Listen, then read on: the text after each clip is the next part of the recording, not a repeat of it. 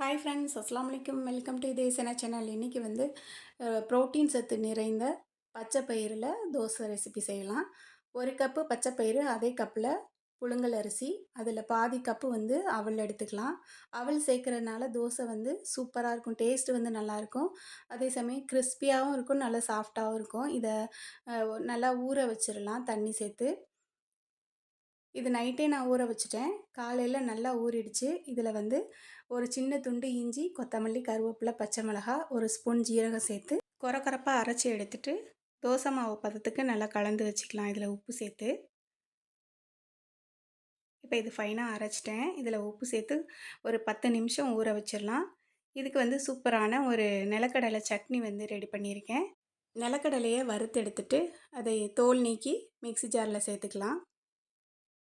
Mixie ஜாரில் வந்து பச்சை மிளகாய், நிலக்கடலை, அதுலேயே 1 ஸ்பூன் வந்து பொட்டுக்கடலை சேர்த்துக்கலாம். 2 பல் பூண்டு சேர்த்துட்டு தேங்காய், உப்பு சேர்த்து மிக்சியில் ஃபைனாக அரைச்சிட்டு தாளிப்பு கொடுத்துடலாம். கடுகு, கருவேப்பிலை போட்டு இந்த சட்னி வந்து இந்த தோசைக்கு சூப்பராக இருக்கும். இப்போ இந்த மாவு வந்து ரெடி ஆயிடுச்சு. ஒரு 10 நிமிஷம் ஊற வச்சிட்டோன்னா நல்லா ஊறி இருக்கும். தோசை ஊற்றுறதுக்கு நல்லா சூப்பராக இருக்கும். இது வந்து நம்ம ஊற வச்சுட்டு அரைச்சிட்டு அப்படியே நம்ம தோசை ஊற்றலாம். ஒரு 10 நிமிஷம் ஊற வச்சோம்னா போதும். டேஸ்ட்டும் சூப்பராக இருந்தது. ரொம்ப ஹெல்த்தியானது. புரோட்டீன் சத்து நிறைஞ்சிருக்கு. இதில் வந்து கொத்தமல்லி, கருவேப்பிலலாம் சேர்த்துருக்கோம். ஜீரகம் சேர்த்துருக்கனால நல்ல வாசமாக இருக்கும்.